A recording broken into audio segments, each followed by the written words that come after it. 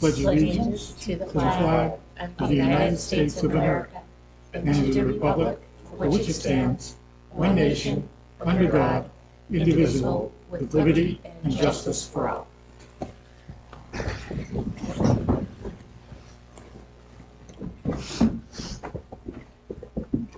All right, so let's move right away into items of interest to the superintendent, school committee, and community. I have nothing this evening. Okay. Anyone from the school committee? Yeah, there's just one thing I wanted to bring up that maybe we can address in a future school committee meeting or this Wednesday when we meet during the curriculum subcommittee.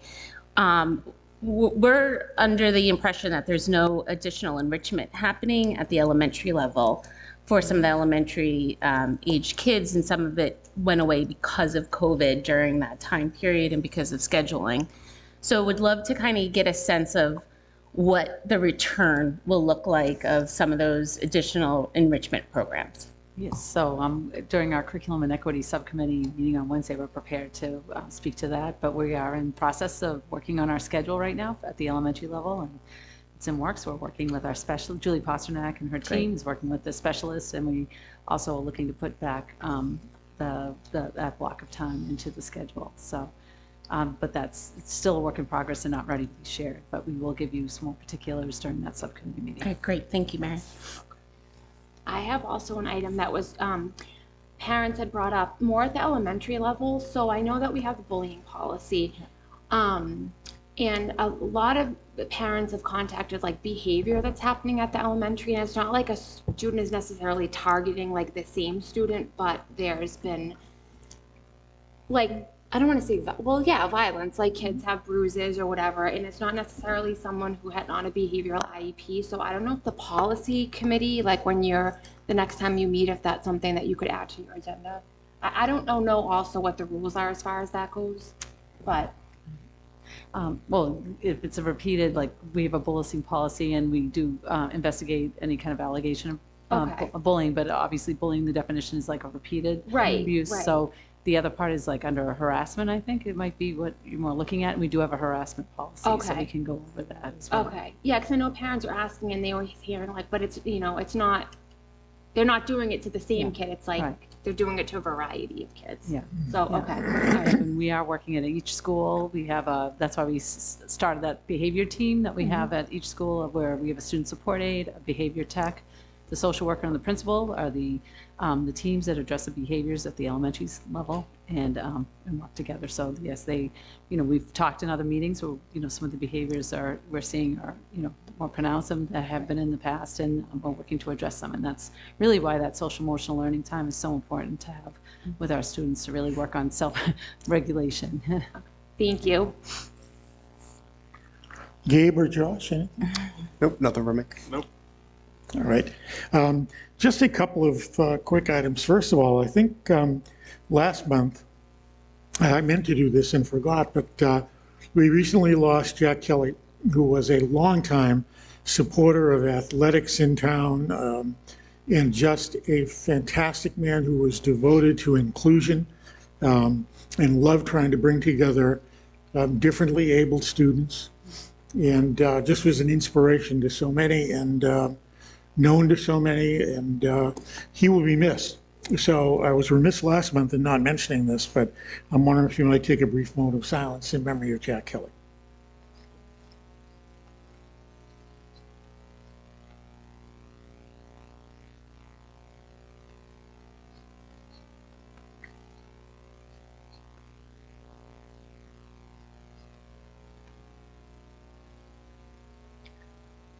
Thank you.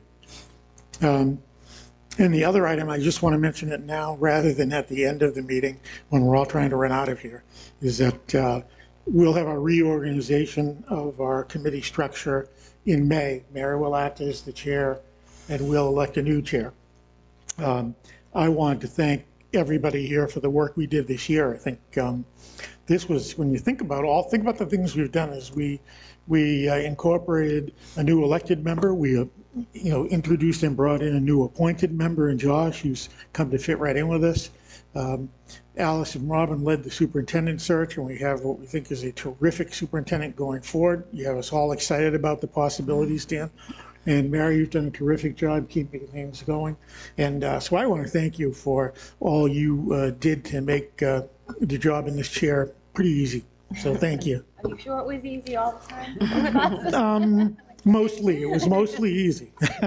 So anyway, thank you. Thank you. And information, I guess, from the student representative. Public comment, Mr. Oh, Crane? I'm sorry. Public comment? What did I miss? Oh, public, I'm sorry. Anyone from the public have anything to say or wish to speak? No, hearing none. Okay, now we can go to Lil. All right, so this last month at DHS, there was a lot going on. So on Wednesday, we had our Future Falcons career fair. All the students had a chance to visit with over 20 different career fields. Some of the opportunities included the Peterson School, Masonry Unit, Carpentry Union, Elevator Repair Union, American Airlines, Town of Danvers, and even local banks. We also had our Senior Spirit Week last week. The senior class had a lot of fun, and some of the days were Decades Day, Anything But a Backpack Day, Senior Citizen Day, Black Tie Day, and College and Career Day. Also, our Danvers High School band proudly represented our community by playing the national anthem at a recent Boston Red Sox game. Here at Danvers High School, we also successfully hosted the MICA Festival, hosted 27 other bands from schools across Massachusetts, and our concert band got a silver medal for their performance. Lastly, grades 9 and 10 held their annual Froshmore dance in the atrium. Many students attended and had an amazing time. Great, thank you, Lil. We appreciate it. All right, now we're to information from the superintendent. Yes, I'd like to begin tonight by turning it over to Adam Federico to introduce our new athletic director. So I'm very pleased to introduce you to our new athletic director, Mr. Drew Betts. We had an exhaustive search. We looked at over 50 different candidates, interviewed about a dozen, and we're able to narrow it down and choose Drew, who's here tonight, and we'll speak to you in just a moment. A little background on him. He comes to us from Salem Academy Charter, which we've competed against them in a number of sports. He's been the athletic director there since 2011. So he comes to us with a great deal of experience and a really consistent resume. He's also been the co-executive director of the Massachusetts Charter School Athletic Organization since July of 2012. He spent his whole career in school-based athletics. He coached soccer and baseball, and he also taught physical education, and we'll be pleased to have him working with our phys ed and health teachers as well.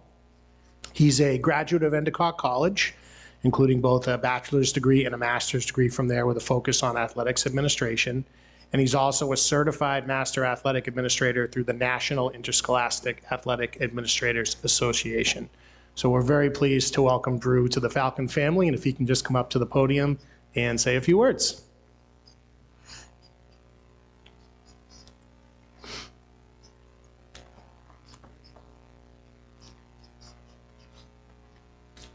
Welcome to Danvers, Drew. Yeah, thank you guys very much. I appreciate you guys having me tonight. Very quick statement for everybody, because I'm very just appreciative of the search committee and all their time and effort that they put into finding it. Throughout that entire process, it was very evident that this community has a strong passion and love for athletics, and I'm just very excited to be a part of it. Obviously, it's great to see some student athletes here, so I'd say the biggest thing is I'm just looking forward to working with our coaches and our student athletes, and like I said, July, hopefully we'll get here pretty soon. So thank you all very much. Well, before you go, Drew, any comments or questions or anything to say to Drew? Welcome. Yeah, we're Congratulations, excited. welcome. Congrats, welcome. Thank you all. Welcome, Drew. Thank you. Thanks. Mary. Yes, okay, at this time, I'm excited to bring up the Danvers High School Project Citizens class. They're going to present their project to us. So there's, the whole class is here in the audience, and we have select members Wow. coming up to share their project with us.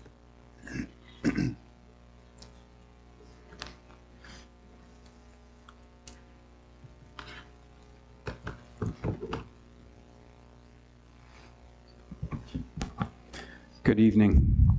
Good evening. My name is John White. I'm an English teacher here at Danvers High School. And one of the things that we're really proud of here at Danvers High in the English department is all the different electives that we have for seniors. One of those electives is Project Citizen, and I was here talking to you last year about the train station, which is still standing. We've been in touch with the Wenham Museum, and they're still working on the logistics of whether or not they're going to be able to take that onto their property. But that all came out as a result of the work that our seniors did last year. They became aware of it through the Salem News article and contacted the Townsends about trying to save that station. The group this year for Senior Project Citizen, it's a class that looks like a traditional English class to start out the year, but the final segment is all project-based. So what the students have to do is they have to identify an issue in their community, whether that's the state, the town, the district. They have to figure out what is a problem or what are the problems that they think they can address, and then they have to come to consensus on one challenge that they have to work as a class to try to solve. So they work to basically become a collective agent of change in their community, and they're here tonight to tell you about what they chose, the process they went through, and propose to you an endorsement of their project. So first I am going to introduce Ibrahim, who is going to tell you about the website they've created, just kind of show you the website as well as talk about the problem that they identified in the community.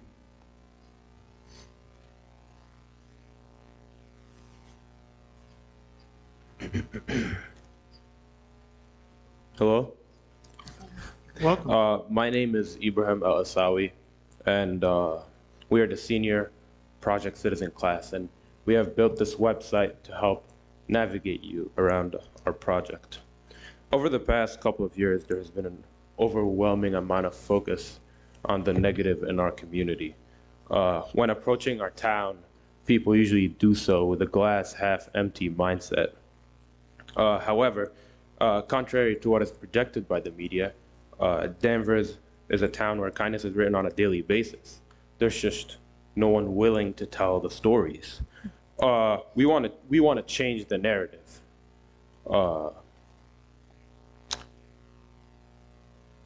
We want to change the narrative. Capturing Kindness is a project highlighting and promoting kindness in the town of Danvers.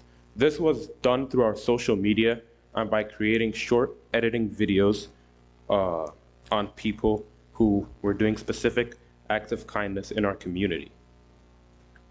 Our goal is to underscore all the good in the community and show that Danvers really is a good place. When we were coming up with the project, we asked ourselves, what are the biggest issues in our town as of now? Switch to the problem section. Yeah.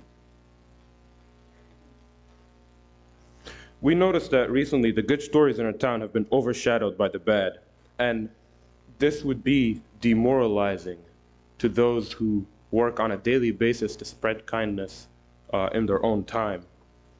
And by highlighting the kindness that they do, we hope to build a stronger community and promote more kindness by the people, for the people. In our planning, we face two main questions that we would have to tackle. How will we show kindness within our community, and how can we promote kindness in our community? I'll move it on to Trevor to introduce our alternative project. Good evening. So my name is Trevor McNeil, and I am a member of the this year's Senior Project Citizen class, and I'm going to be running over the alternative projects that we had, as well as our consensus building. So starting with our alternatives, we had 3 other alternatives aside from our final decision, which was Capturing Kindness. The first one was a town festival-based project where we would team up to bring the fireworks back to the town of Danvers. This came to the class because we thought it would be a fun project to do. We knew everyone loved the fireworks, but unfortunately this came with a lot of different problems, such as finding a plot of land in the town of Danvers to have these fireworks and this festival on, so we decided to put this one aside. Our second alternative was the Essex Tech opportunity, which is the Essex Tech After Dark program. We realized since there's so many students that are taking off to Essex Tech, we realized that we could give them the opportunity by bringing this After Dark program to Danvers, where Danvers students would have the ability to have an Essex Tech education.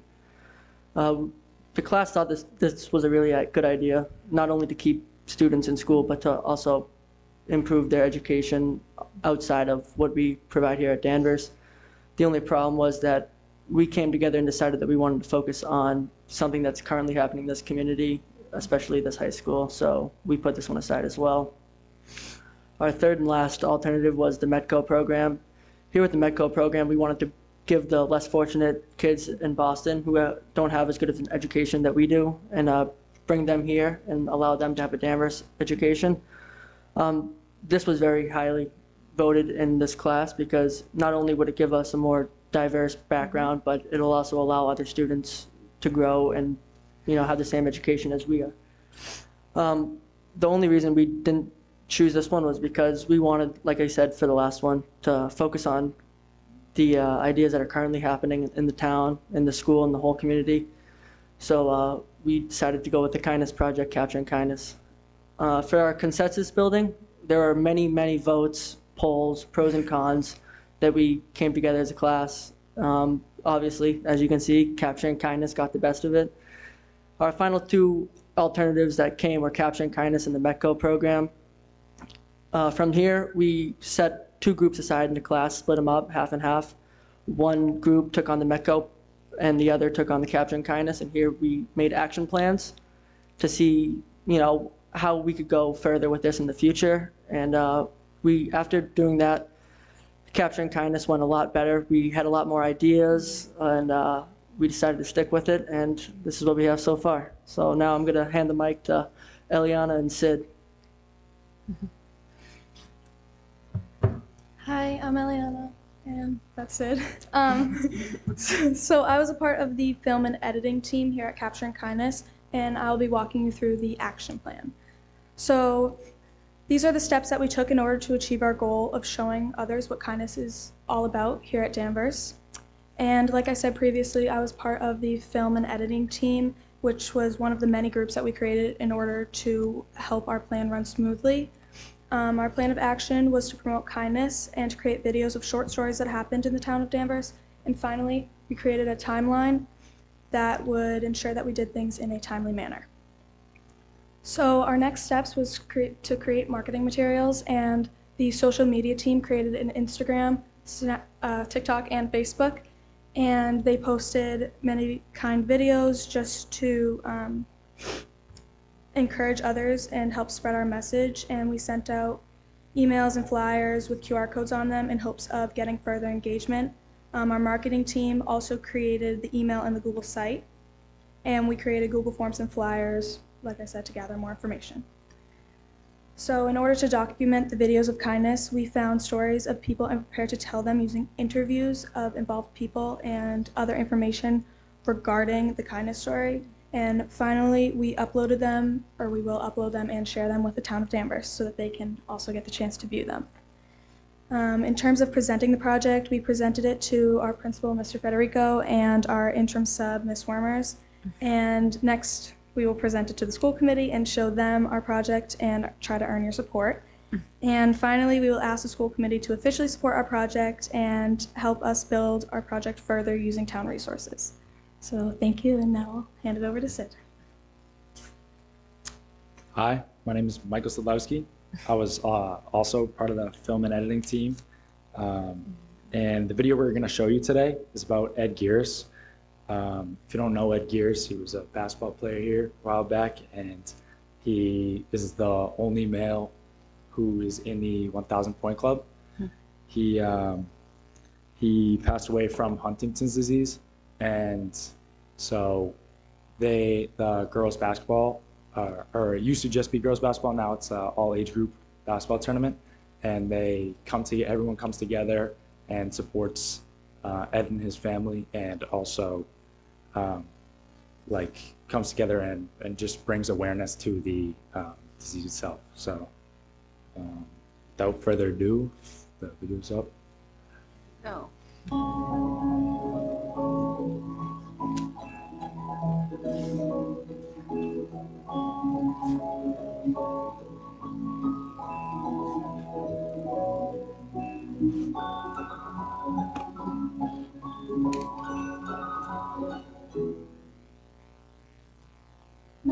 attend a home game at Danvers High School, look around. You will see many banners. One particular banner is the 1001 Club. The first name on that banner is number 33, Ed Gears. Gears led the Falcons to the AC Championship in 1975. His 45-point game against Sox his senior season remains the most points scored by any player in one game at high school. He's the only person in DHS boys basketball to score 1,000 career points in Danvers history. He went to Salem State following a brief stint at the University of Maine, delivering at the same level of athleticism that he did in high school. Finishing with 1,211 points, which ranks 8th in the history of the Vikings program, sadly, Gears passed away in 2015 after his battle with Huntington's disease.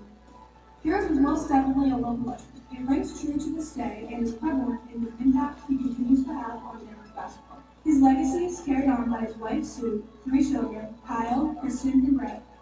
He is remembered fondly by his past teammates and friends. He is honored by having a basketball tournament, the Gears Memorial Games. It is an all-age group basketball tournament. It was held at Danvers High this past February.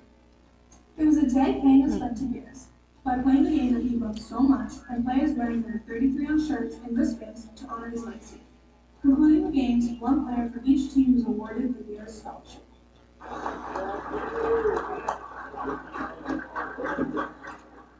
Okay, so first I'll just ask you to describe his personality.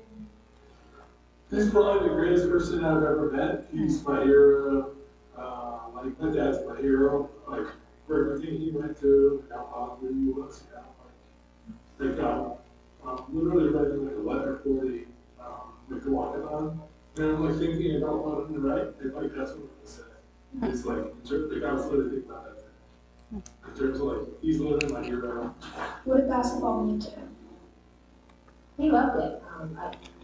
I didn't watch him play when he was young, but it was a part of his life since he was young, because he had a brother who was 2 brothers, one 5 and one 7 years older than him, and he grew up in a house without a father, and basically he followed his brothers around to the park every day. Back then there was a court behind the street school then, but now it's an elderly housing, and the one down the park, and he would just go there and share balls with them for hours. And then as he got older, he became better. So when and how did the tournament first come about with Danvers? Pat Ballou was the girls' varsity coach at Danvers High. He's known Ed since they were in elementary school. They played together in high school and at Salem State. Pat will joke and tell you that his role on the team was to give Ed the ball. And then he went to Ed went to Maine for a semester and then transferred to Salem State. And Pat saw him walk in the gym and was like, ah. And he said his role again was to get Ed the ball. Yeah. But he was a fantastic friend. And he actually started the tournament that's held at Danvers High. What do you think that basketball meant to him?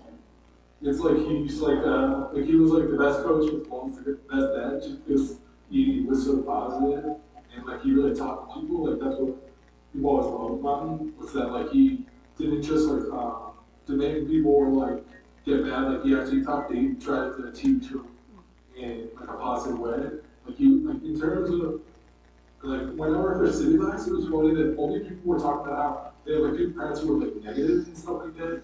And it was just funny because I like in terms of like if they were more like there's a big emphasis on positive, and all these like parents in the games were like negative and stuff like that.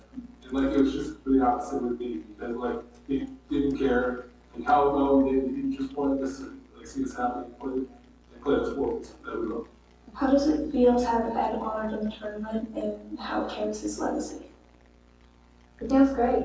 A lot of people in town know him.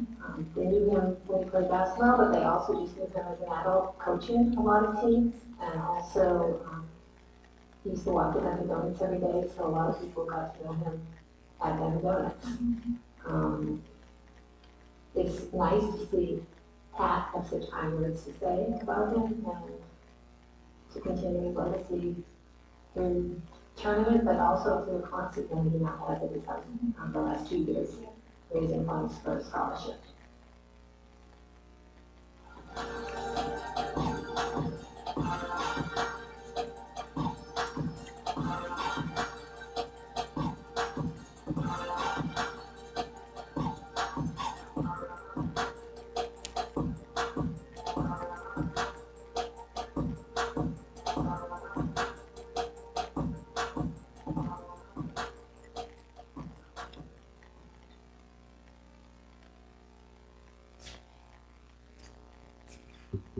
So obviously that was the first video that we produced, and I think it, captures kindness in a way that a guy who, obviously did something for Danvers with his athletics and around town.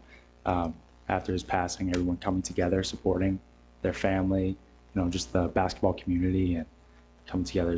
I think that's pretty powerful in a way. But to continue this project, we have produced 6 total videos. So obviously we have the Ed Gearis video. We have Peanut, who is a little service dog coming around Danvers High. Yeah, there's Peanut. We also have JJ Rosado, who passed away a number of years ago unexpectedly, and the Danvers boys hockey team held the night for him, and just kind of supported the family as well as carrying on his legacy. We have Don Harp, who's a guy who just supports Danvers athletics, Danvers as a whole, pretty much through and through. He's at every game. He's a really big softball guy, but even other sports, if there's a softball player on that team, he's there every game. He won't miss one. And then we have Julie Curtis, who cleans up the rail trail and keeps our town clean. And then the final one we have is the kindness compilation, where we, or some of the groups went around Danvers and kind of just asked people, what is some things that you've seen around Danvers? And there was just endless responses. And yeah, that's all 6. So I'm going to be handing it off to Isaiah Young. Hello, I'm Isaiah Young. I just wanted to propose, ask for your support. I'm here to ask for your support. Obviously, we worked really hard to create these videos to showcase the kindness in Danvers.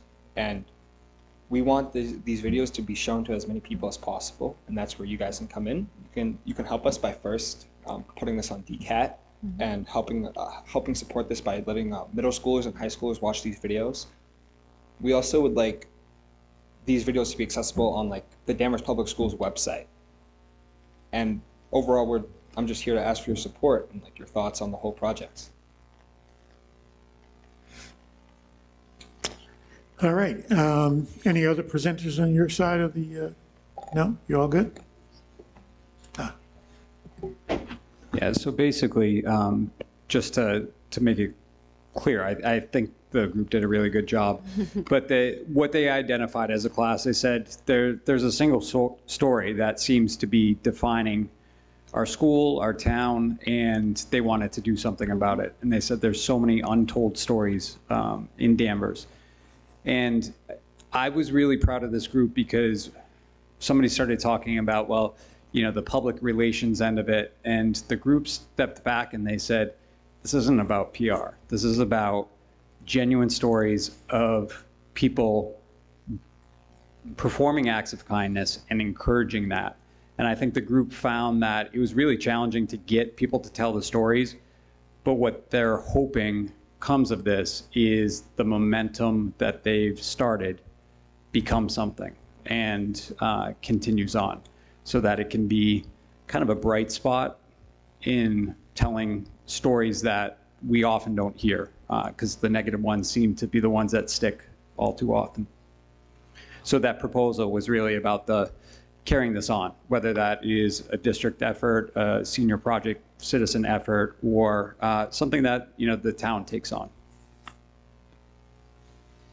All right. Thank you for the presentation, and the video about Ed Gearis was terrific. He was a remarkable man in person, and I remember him walking to Dunkin' Donuts to see him every day from Burley Street down to Dunkin' Donuts, and often found him at a table with Jack Kelly and one of the Hennessy's, if not both. So yeah, remarkable person, great choice for the video.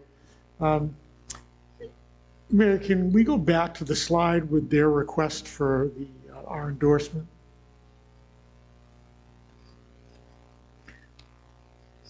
Okay. Does anyone want to try and fashion a motion, or would you rather I lay it out there and take a shot at it? Somebody. Well, I guess why wouldn't we share it? Right, exactly. Right. So I was actually going to say to Adam, Adam, why didn't you share this on Yeah, now we're on mad the at Adam? DHS website?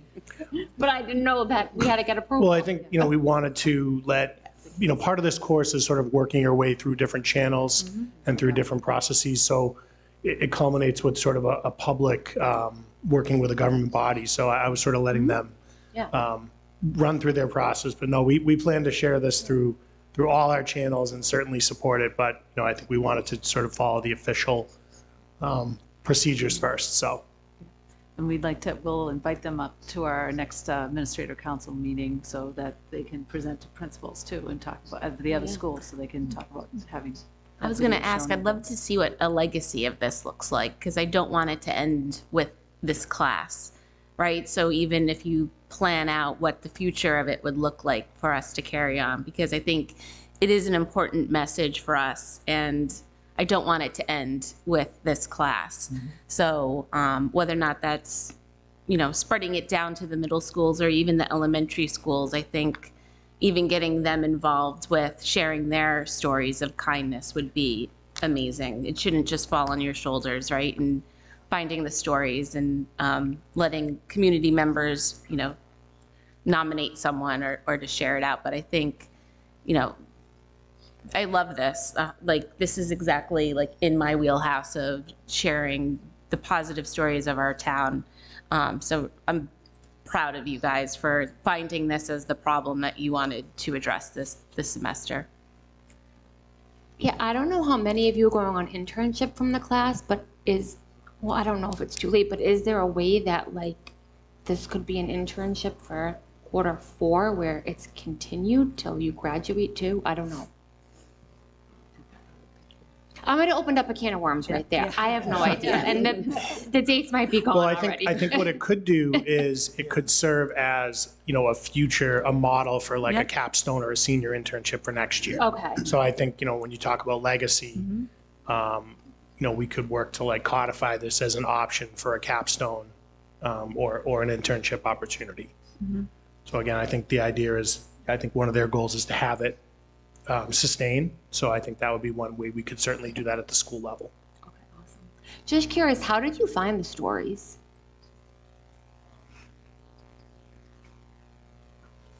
So there was a lot of help by the community. We created during our planning process when we were looking for stories, we created a survey and we put flyers up around the school for people to scan the QR code, and then they could write in the Google form about the story. But we also got help from many other outside sources like Mrs. Hopkins, the chief of police, and just multiple people. And thanks to the work of Mr. White and Isaiah, we were able to bring together 5 well-rounded stories and make 6 videos.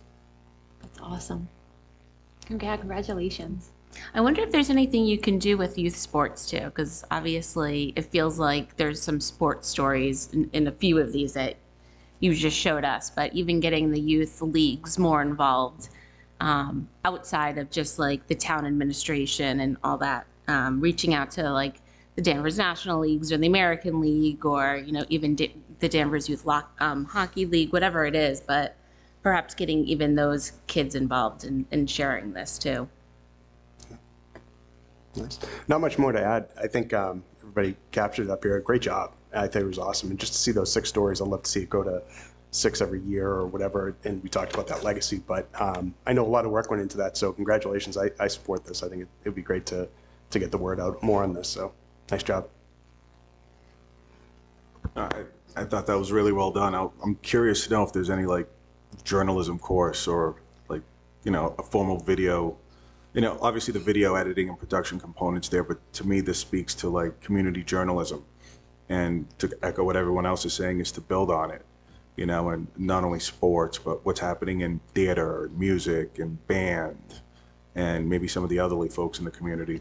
Really think big and wide. And I think it could be a nice monthly or quarterly type of thing that can come from the students.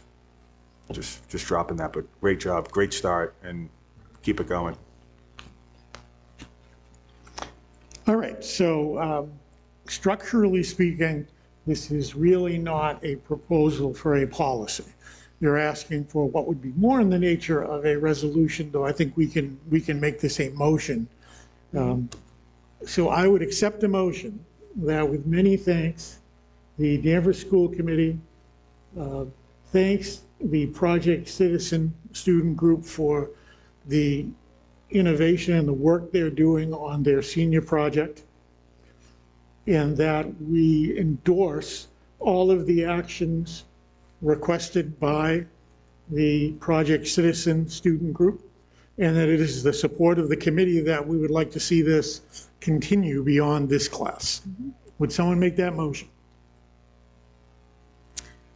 Just have to repeat everything That's you a just lot. said. That's a lot to So repeat. No, basically, just- we're going to you can endorse just- all of the actions proposed by Project Citizen class and continue its legacy. Sure. Perfect. That is the So motion. that's your motion. Okay, we have a motion. Second. We have a second. Is there any discussion?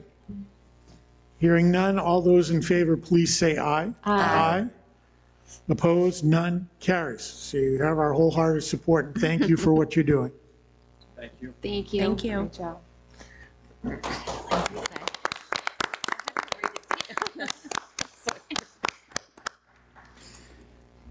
All right, we are back to Mary with a school district updates. Right, so I have 3 updates for you tonight, so that's why I skipped the item of interest. But the most exciting one is that we're going to, in a moment, call up Dan Bauer to...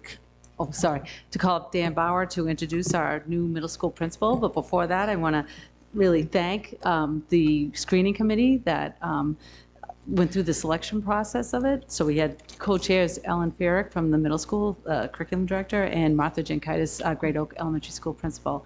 On the committee, we had 11 people. We had staff members, Kathy Spinelli, Andy DeCola, Lauren Lynch, Glenn Farrell, Christine Purcell, and Cecile Rowan. And then 3 parents, Lindsay L'Italian, Carrie Callahan, and Todd Butterworth, and 2 students, Megan Bulio and John Beasley. So the committee was great. I actually went on the last day of the interviews to listen to them deliberate about all the candidates. It was really interesting to hear their feedback, and they really gelled so cohesively as a group to do this selection. So it ended very well, and I'm going to turn over to Dan to tell you about it. Well, thank you very much, Mary. But before I begin, I do want to follow up on for Drew Betts and his appointment as athletic director.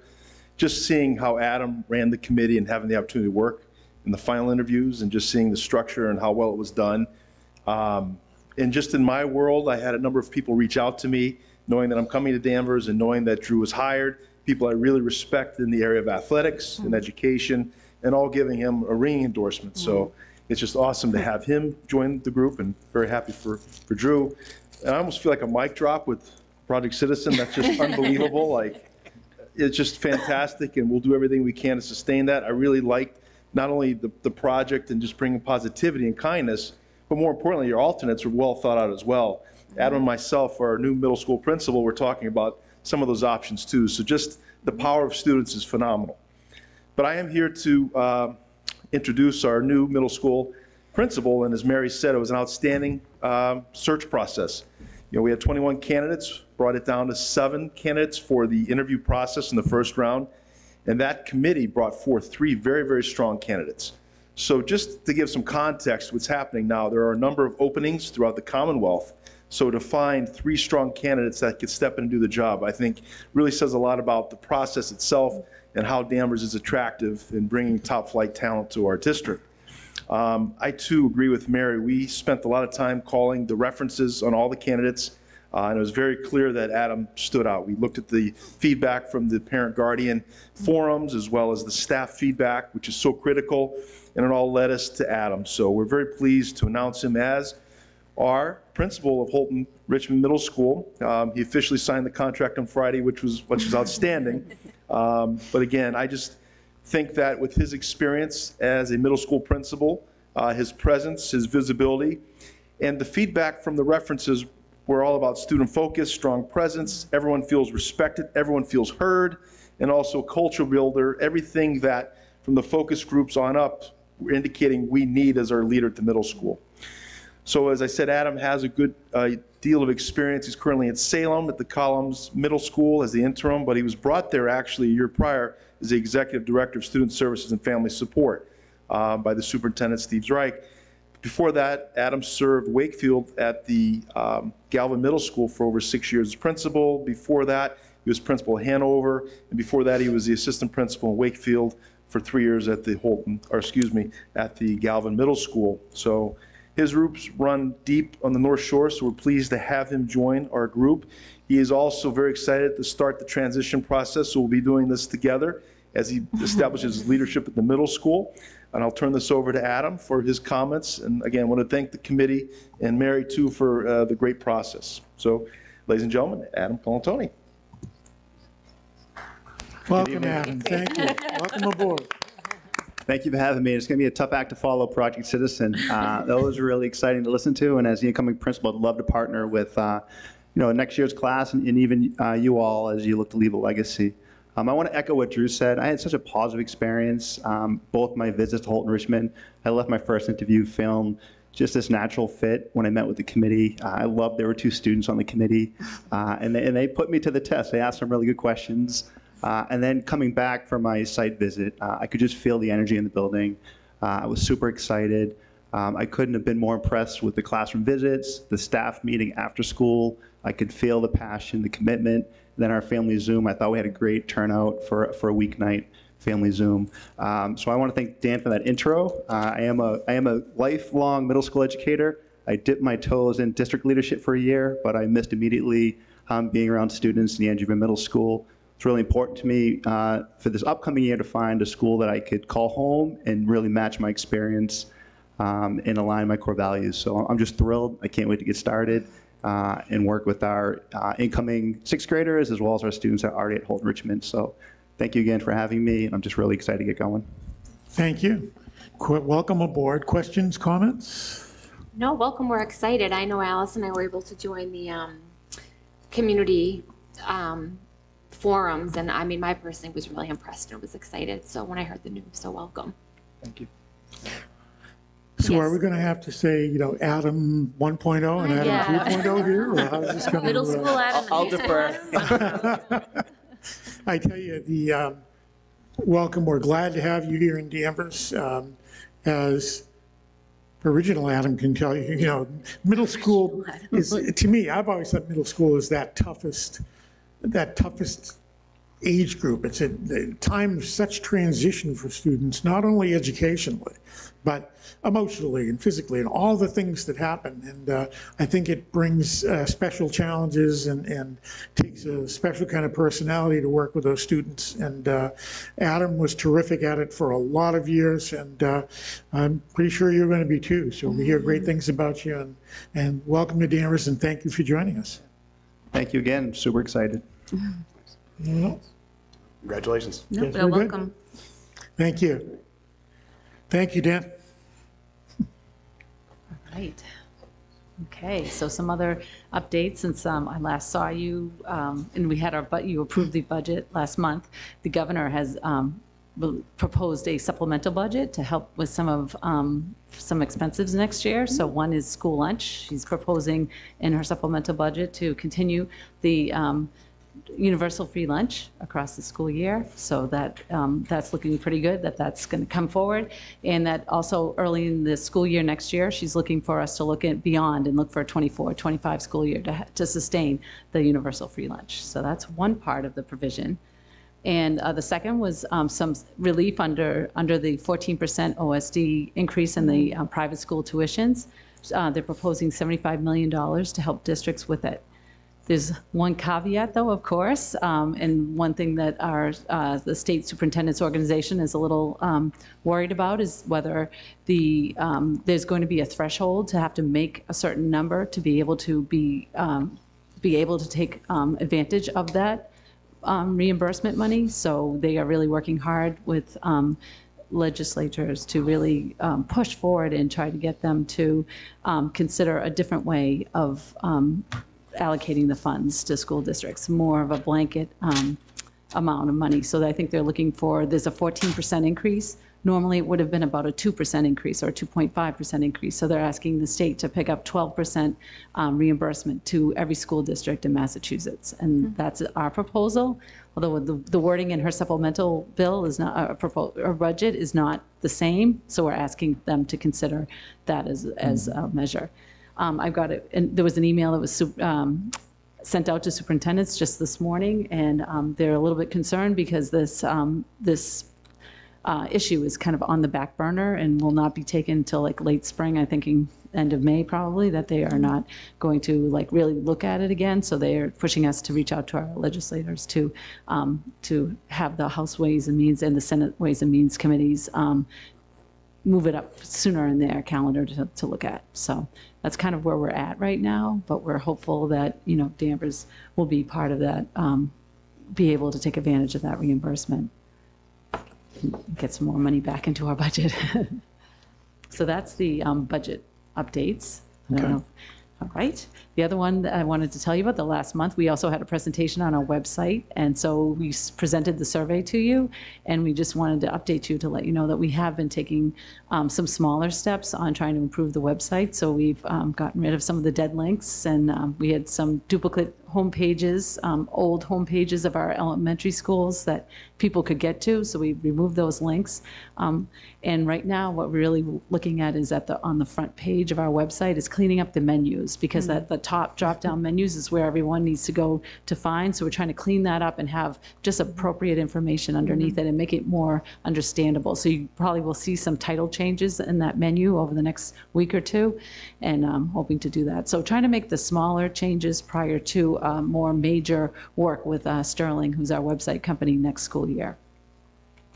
We're also looking at getting more pictures of kids up in front and center. As Jim presented to you, to have those static buildings, pictures of the buildings really makes no sense, and really highlighting what our kids are doing in the schools and you seeing pictures of them.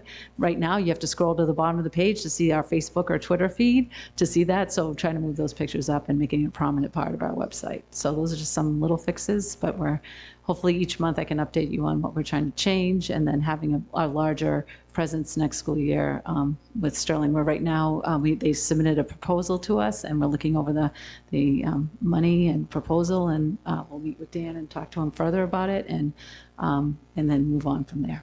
Great. All right. We're on to new business. And before we... Can we ask a follow-up question? Sure, please. I'm sorry. Regarding the supplemental, the budget, and getting the final budgets from the state, is your idea that that money that's going to come back will go back into that special education bucket that we were talking about last month? Yes, to fund that increase. Okay, so all those that are not, all the items that was on that slide that said not included would then be funded by that? Yeah, then we can start to open up and really consider those pieces. Okay, great. Thank you. Thanks. Can I ask a question?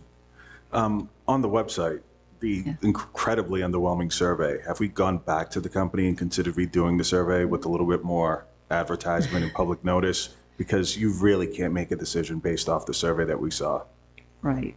So I think that we could go back and open it up. We only got 100 responses in the 28 days that it was open, but we did a lot of outreach to people through the superintendent's newsletter, through social media, through the principal's newsletters. So I don't know that opening it up is going to get us many more responses. We also, I've been able to attend sessions with communications, like PR person, and they talked about website design, and they pointed us to many, and I think you've suggested a few school district websites as well that are pointing us to, more advanced websites than what we have in Danvers. And so I think looking at those websites, we can really glean the kind of information that is more pronounced for families and really helps families get the information that they're looking for. So we have looked at a bunch of different websites, and again, you gave us some good suggestions, and I've also looked at, if you look at Cambridge Public Schools, they have a great website, and there's a few other districts that we're looking at that once you start looking at the more advanced websites, you'll see many other districts are kind of going the same way. Right, they all typically follow it. Yeah. All right, thank you. We all set? Yeah, no, I just wanted to say, I know you touched on the social media briefly on the website, but as far as like I love seeing all the things that are posted daily, like K through 12 district ride on Facebook, on Twitter, on Instagram. I just think it's so informative, but it also goes back to just like the positive messages. I love that. Mhm. And we I like the senior spotlight Instagram account that was created to highlight where the students are going. I think that's really just a positive platform for them and for the community to see. That was originally actually just a student-run page. Oh, really? And then Miss Jessie Nasella, who does our social media, who you're touting, I asked her to connect with the students that run it, and they were able to merge so that we now have, sharing what all our seniors and what their postgraduate plans are, whether it's college or career. We have one young man who's committed to the Marines, so we're really excited about that as well, and we're seeing some really great outcomes too that are being shared. So it's definitely a nice way to put that out there. Yep. And we really want to thank Jessie Nasella. She does an amazing job of our social media. So we really push our principals actually to send her content as well, or post on their individual pages so that she can retweet it as the district. Good. And if we do get that, just to go back to Alice's question, if we do get that 12% relief from the state, what would that process look like? That if we did? We would come back to you and like propose again, because that's part of that money that we would get from them, and propose to you what some changes would be. And I think by the time we hear about it, it'll probably be over the summer when the planning and implementation of the actual budget. Because right now we're just proposing the budget, and then actually getting into the implementation, we probably will have more clearer picture on what are the priorities and the needs. Great, thank you. Anyone else? All right. Before we move on to the public hearing on vote on school choice, there's one item I should have brought up earlier, which is under new business. Dan, do you mind climbing the stairs one more time?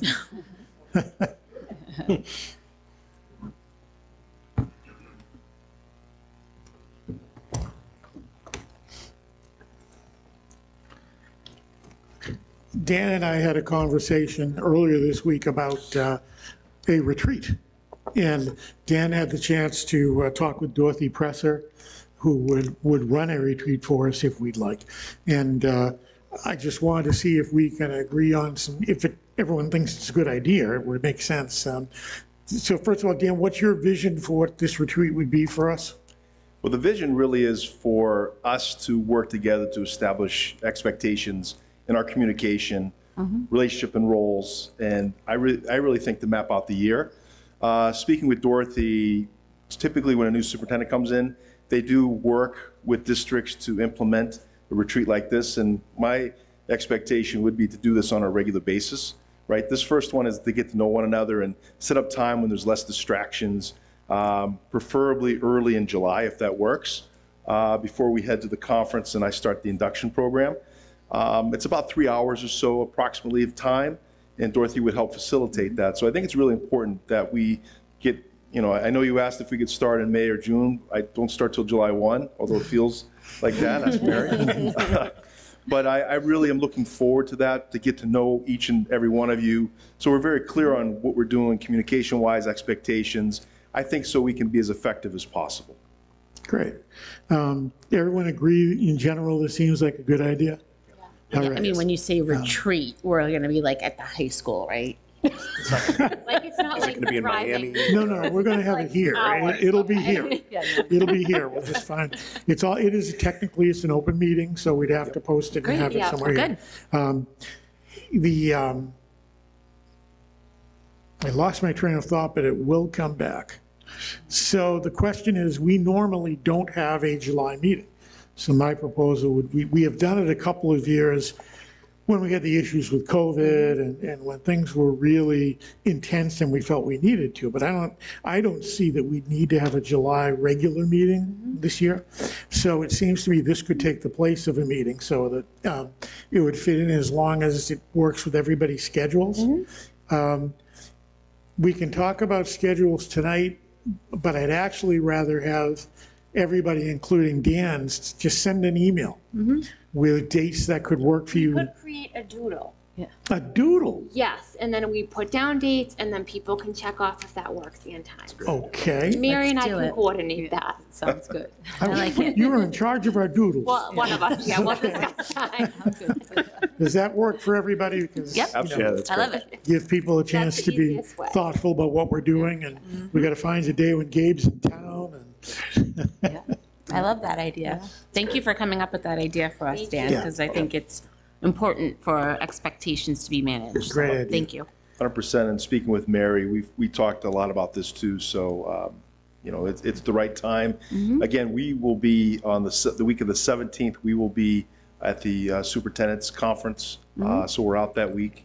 So if we could do it the week before, if preferably. But again, I'll go off of the doodle and. Great. Thank you. Thanks for letting me put you on the spot, Dan. I meant to My mention that pleasure. earlier. Thank you. All right. So now we have a public hearing and a vote on school choice. So we'll start with the superintendent. Okay, so the interim superintendent recommends the school committee vote not to accept school choice students for the 23-24 school year. Okay. What I'd like to have now is a motion to open the public hearing. Motion to open the public hearing. Is there a second? Second. Any discussion? Hearing none, all those in favor, please say aye. Aye. Oh. All right, our public hearing is open. So at this point, some context. We have through the years not, and let me even back up a little more. When we talk about school choice as a school committee, and this is for the citizens of town really, we're not talking about internal school choice, which is to say we're not talking about you can choose one elementary school instead of another elementary school. This is the process whereby students in a different district can come to school in Danvers, and you know, they would pay essentially the per student rate to send a student to Danvers. Some Danvers students could go to other schools. We have not typically accepted school choice students because there can be space issues, and once a student transfers into the district, you know, chooses school choice, chooses to come to Danvers, then that student gets to stay for the rest of their school year. So you could take someone in first grade and they're going to stay till 12th, which is appropriate. You don't want to move them around if they're happy here. So the bottom line is we've never done it because there have been space considerations. So for this year, at least in my view, I think we should not accept school choice for this year. But Gabe and I had a policy meeting with Mary and Adam and earlier this week, or maybe the end of last week, I guess it was. Anyway, yeah, it can't be earlier this week, can it? It's Monday.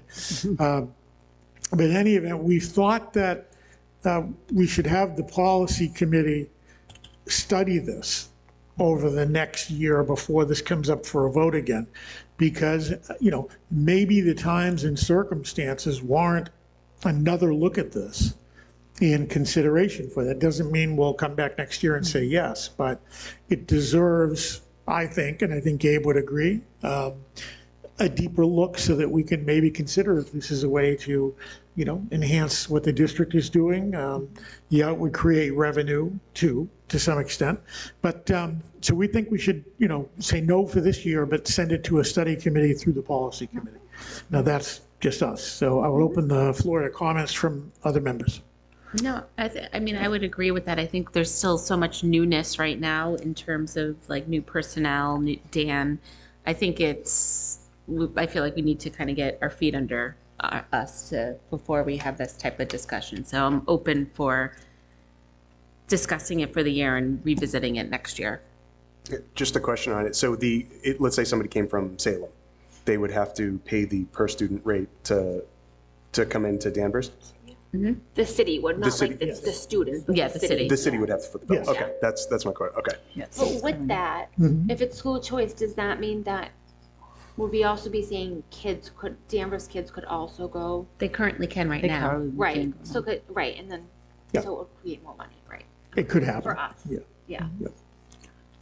And there could be a cap maybe or no when you study it, or would it be like I'm sorry? could you cap it at a number? possibly? I don't know if we can. I'm not with that again, right? That's one That'd of be the. part of the study. Yeah, Okay. just like, for instance, I would want to know how the special ed process happens. You know, if you could have a student, you take them in first grade, by third grade, you realize they need, an out-of-district placement. Not saying right or wrong, good or bad, but we need to understand, I think, all of the implications of what we do, which is another reason why we should take our time and get it right. I think I just want to add more context because, I mean, in its current form, school choice for Danvers is not a good choice. And specifically from me, in my analysis of it, is the financial implications. So for example, if someone comes from Beverly, we're not necessarily guaranteed the full per student cost if they come over. So that would be a possible negative. The other implication is what you've already mentioned about special education. There's also a potential risk on transportation. If that student's coming over the years, will the burden of transportation come on us? And given the budgetary things that we've already discussed, it wouldn't make sense for us. And again, in its current form, I don't support it. The pluses on it would be about, the diversity issues in our town and expanding diversity. But from a financial perspective, if we're having trouble just handling our internal budget and the financial needs that we have, we really can't bring on an additional burden without the guarantee of getting the full compensation for that particular student. So I really thought it was important for the community to understand that I don't think it's a space issue personally. I think there's space, Now there is, definitely. Of course. But there's a lot more work to be done, and I think our legislatures and everyone should really look at that as an opportunity to kind of change the policy and give more guarantees to the town, especially with the budgetary things. It's really all financial to me. I mean, in practice and for all the benefits, unfortunately, can't be sustained by the economic, uncertainties that it creates. So I just wanted to be clear on that was my review of the policy. This is my opinion of it. But to your point, it's something to consider in the future, but not without those financial issues being addressed. And we could come back a year from now, and the policy committee then might say, we've looked at it deeply, and we still don't think it's the right thing for Danvers, and that's okay. It's just that we haven't looked at it for a long time. So, given the new personnel and new ideas, it's time to take a look. Okay. Just didn't want to gloss over it. I wanted to make sure the full context was addressed to the community. Absolutely. Thank you, Gabe. No problem. Any other comments from the committee? This is a public hearing. Does anyone in the audience have any comment or anything to add?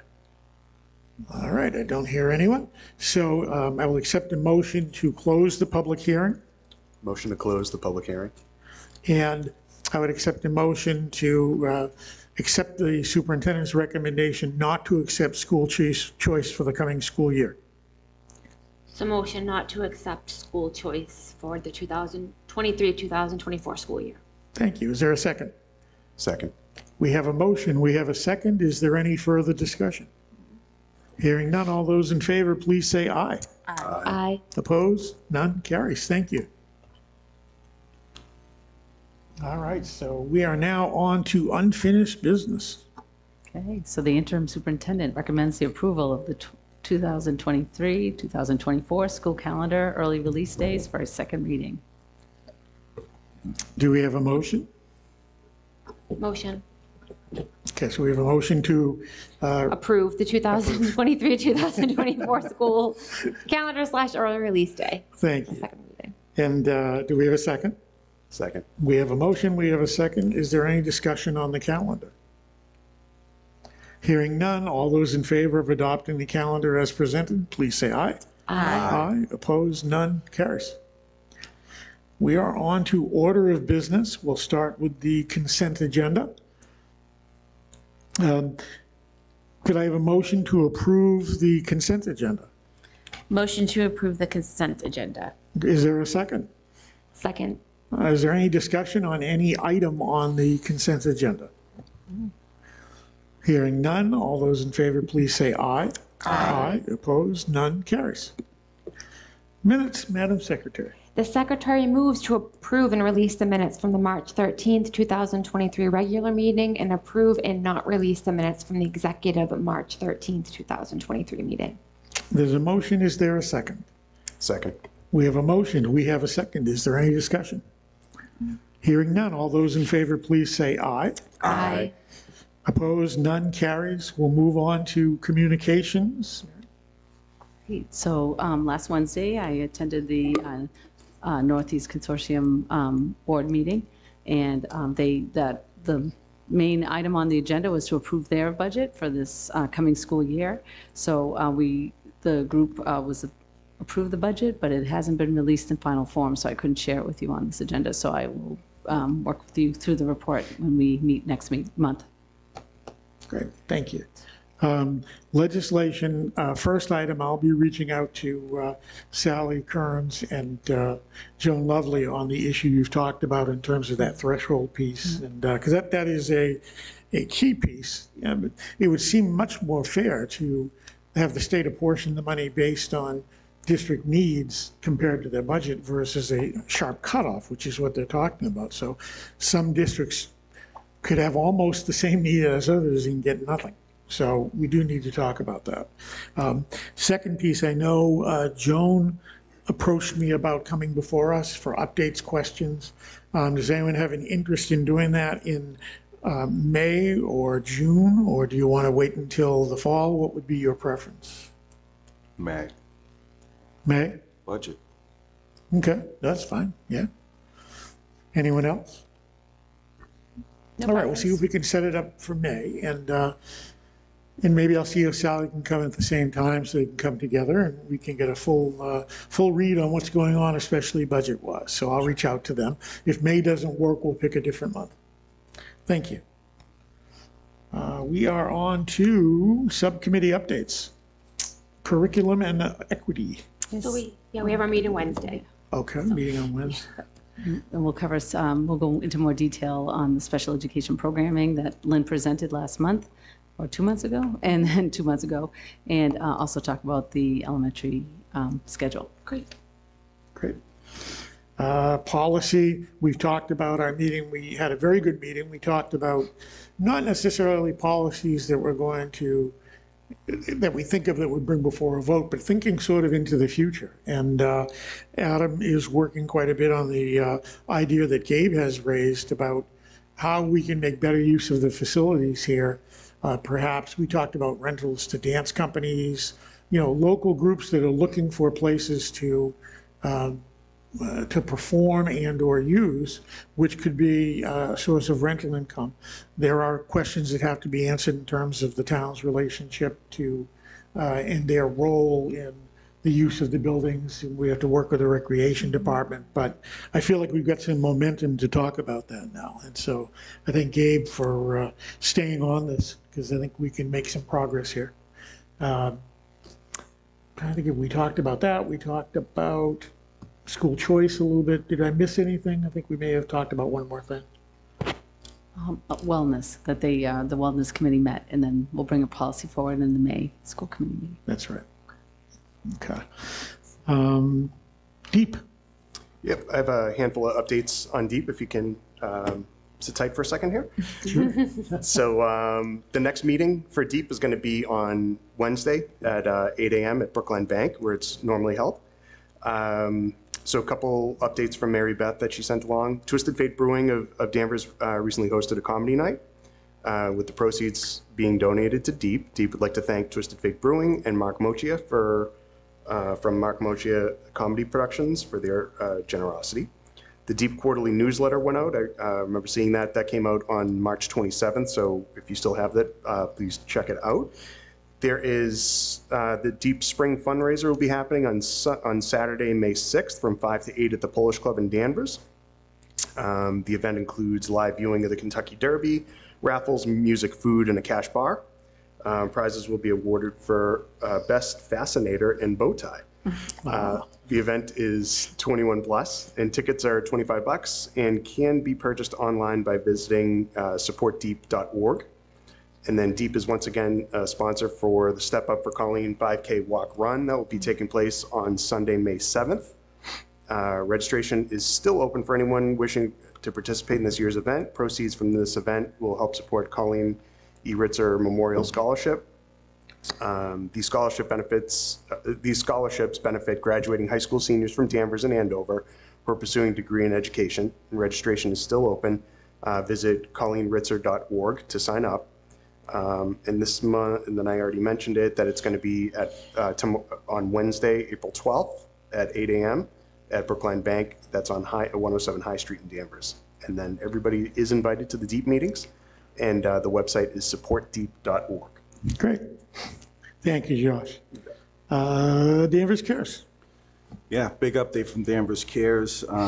They've issued a new teen health and safety guide. So the 9th annual Danvers Cares Teen Health and Safety Guide, it's filled with a variety of important articles scheduled to be distributed in the Herald Citizen on April 14th. Some of the sponsors include Beth Israel Lahey, North Shore Bank, Danvers YMCA, Danvers Port, etc. Light the Night Purple will be held on Wednesday, May 17th, and it will start at 6 p.m. at the Peabody Institute Library. There'll be a 1-mile walk through downtown, and then there'll be a short closing ceremony at the library.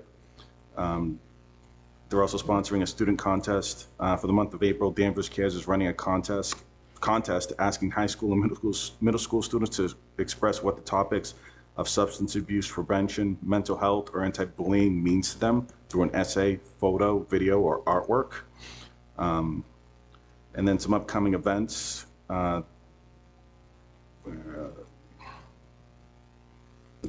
Department of Children and Families, Carla King reported to the group that they're in desperate need of foster parents. So that's some information you can find on the website. There's an upcoming diaper drive for the month of April. There's a flyer available, again, on their website and through an email. And a lot more there, so I'll stop there, but pretty big update. Great, thank you, Gabe. CPAC, anything? Yes, CPAC on March 23rd, they had their resource fair, which was pretty well attended. They had a lot of outside organizations come and set up tables, and families could come and view the resources that were available to them. Okay. So, yeah, it's good. Human Rights and Inclusion Committee, we did not meet in April. The May meeting, I believe, I'm sorry, strike that, we didn't meet in March. The April meeting, I believe, is this Thursday. It would normally be this Thursday. I do want to express on behalf of the committee our condolences to the chairman of the Human Rights and Inclusion Committee, Dee Joko, whose father passed away, I believe, over the weekend. And so we please accept our condolences, our best wishes for your family, Dee, and we're all thinking of you. Budget. All right, I'm going to call up Pam Crum to give you the March budget report. Okay. Just as she's coming up tomorrow. Good evening, Pam. Tomorrow night is our Finance Committee meeting, so we'll be meeting at 7 p.m. in Town Hall to present our budget to the Finance Committee.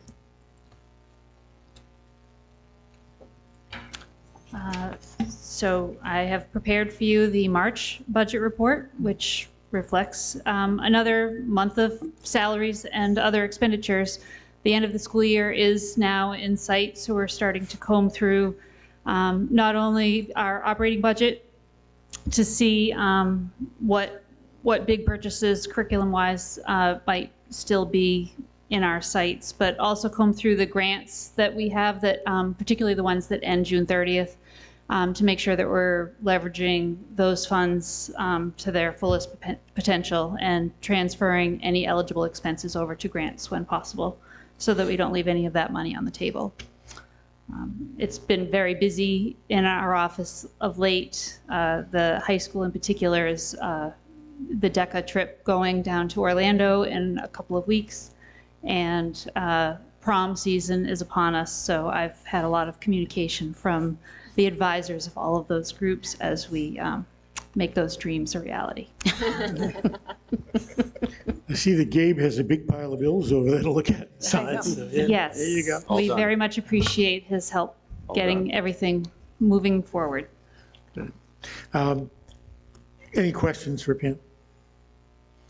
All right, I would I want to compliment, while you're up here, both Mary, Adam, and Pam and Dan for helping us out with the selectmen and great presentations. And I know it was the first time for all of you, and you guys were so smooth. Yep. So Yeah, we're really really, really good. And we appreciate that. So thank you and congratulations.